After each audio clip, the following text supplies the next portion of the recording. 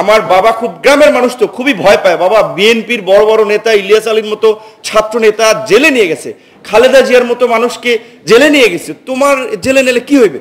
তোমার জন্য কি 1 লক্ষ ছাত্র নামবে? বিএনপির মতো একটা বড় দল আছে, তাদের লক্ষ লক্ষ নেতাকর্মী নিয়ে খালেদা জিয়ার মুক্তি করতে পারে। বাবা শেখ হাসিনা তার মানে কাউরে ছাড় দিবে না। ভগবান ব্যক্তি এই অর্থে যে আসলে প্রথমত আমি যেই সময় রাজনীতিটা করছি, আমার মতো বা আমার মতো ফ্যামিলি ব্যাকগ্রাউন্ডের মানুষের এই সময়ের রাজনীতিতে টিকে থাকার কথাই না।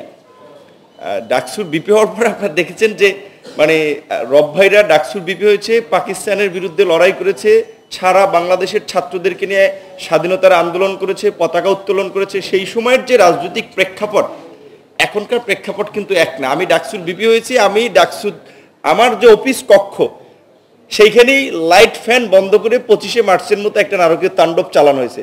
আমার মেরুদণ্ডের হাড়ে ফ্র্যাকচার হয়েছিল। সো ও কিছুদিন আগে ইয়ং মানুষ ব্যথা ফিল করছিলাম, গতকালকে এমআরআই করে এসেছি। যে তো এই অবস্থার মধ্যে দিয়ে রাজনীতিটা করতে হচ্ছে, বা ডাকসুর ভিপি ছাত্র নেতাদের সেই সময়ের যে একটা প্রেক্ষাপট অবস্থান ছিল, এখন তো ওই রকম একটা অবস্থান নাই। তো তার মধ্যে আবার আমার ওই এলাকায় জাফরুল্লাহ চৌধুরী গিয়েছিলেন একবার, একেবারে প্রত্যন্ত চর অঞ্চল থেকে, যে আমার ইউনিয়নের নামে চর বিশ্বাস, বুঝেছি ওটা একটা চর, নদীর মধ্যে একটা চর পড়েছিল।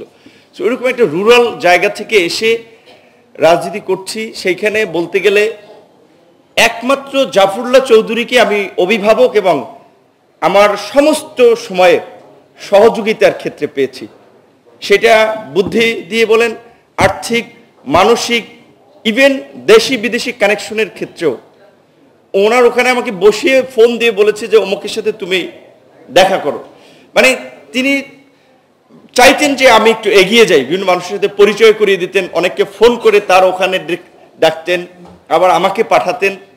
তো এই জন্য বলছি যে আমি খুব সৌভাগ্যবান যে তার যদি এই সহযোগিতা না থাকতো তাহলে জেলে যাওয়া লাগতো আরো আগে। প্লাস হচ্ছে আজকে পর্যন্ত এইভাবে রাজনীতিতে একটা সম্মান এবং অবস্থান নিয়ে টিকে থাকতে পারতাম কিনা, এটা খুব ডিফিকাল্ট ছিল। যেটা উলফাত ভাই একটা ঘটনা এবং বাবলু ভাই একটা ঘটনা নজির জানেন।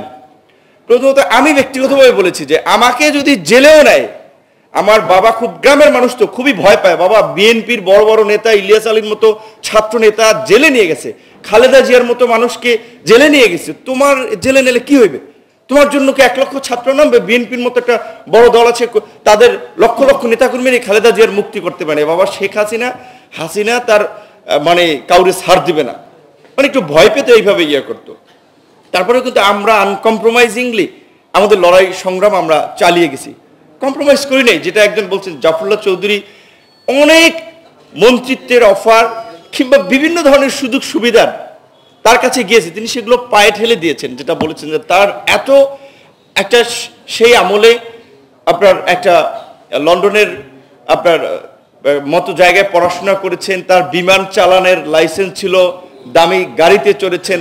ওই আমলের বিলেতি সাহেব, যেটা এখন তো লন্ডন বলে কিন্তু ওই আমলে তো বিলেতি বলতো। তো সেই আমলে বিলেতি জীবনযাপন করে বাংলাদেশে এসে 20 বছর ধরে এক শার্ট পরছেন, এটা তো কোনো সাধারণ মানুষের পক্ষে বর্তমান প্রেক্ষাপটেও মানে চিন্তাই করা যায় না। তিনি এরকম সাধারণ চিন্তা করতেন, যেটা মঞ্জু ভাই বলেছিলেন। আমার একটা ঘটনা, আমাদেরকে এইভাবে খুব সিম্পল কথাবার্তা বলতেন, সিম্পলভাবে চলার জন্য বলতেন। আমি বললাম আমাদের দল করতে এই ঢাকার বাইরে গেলে আমি গেলে আমার নিরাপত্তার জন্য সাথে 2টা গাড়ি নেওয়া লাগে, অন্তত একটু স্বাস্থ্যবান 20-25টা ছেলেকে নিয়ে যাওয়া লাগে, যে হামলা টামলা হলেও যারা প্রতিরোধ করতে পারে। তারপর ওইখানে একটা প্রোগ্রামে গেলে আবার একটা প্রোগ্রাম আয়োজন করতেও খরচ আছে। সে ভাসানির সাথে আমরা রাজনীতি করছি, কারো লাউ হয় ও লাউ দিবে, কারো ধান হয় ও চাল দেবে, কারো বাসায় হাঁস মুরগি আছে ও মুরগির ডিম দেবে। তা তোমার খরচ কোথায়? প্রোগ্রাম আয়োজন হয়ে যাবে।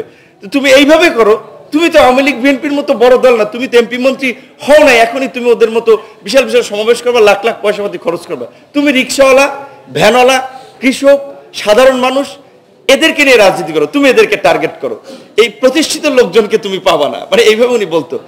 ইভেন বাবলু ভাই ভাষানী অনুসারী পরিষদ, গণসংহতি আন্দোলন, রাষ্ট্র সংস্কার আন্দোলন, রব ভাইদের সংগঠন জেএসডি, বেশ কিছু সংগঠনকে তিনি মাঝে মাঝে ডাকতেন, দুপুরে লাঞ্চ করাতেন, সন্ধ্যা নাস্তা করাতেন। মানে এই প্রেক্ষাপটে আমরা কি করতে পারি, তিনি বসার একটা জায়গা করে আলোচনার জন্য ছেড়ে দিতেন যে তোমরা কথা বলো, মানে দেশের এবং এই চলমান পরিস্থিতি নিয়ে। এটা আপনারা সবাই জানেন যে বিএনপি 2018 সালের নির্বাচনের পরে দীর্ঘদিন সরকারের দমন পীড়ন নানান পরিস্থিতির কারণে কিন্তু বিরোধী দল হিসেবে যে স্বাভাবিক তার অ্যাক্টিভিটি সেটা কিন্তু করতে পারছিল না। 22-এর শেষ দিকে এসে বলা চলে কিছুটা ভাইব্রেন্ট হয়েছে।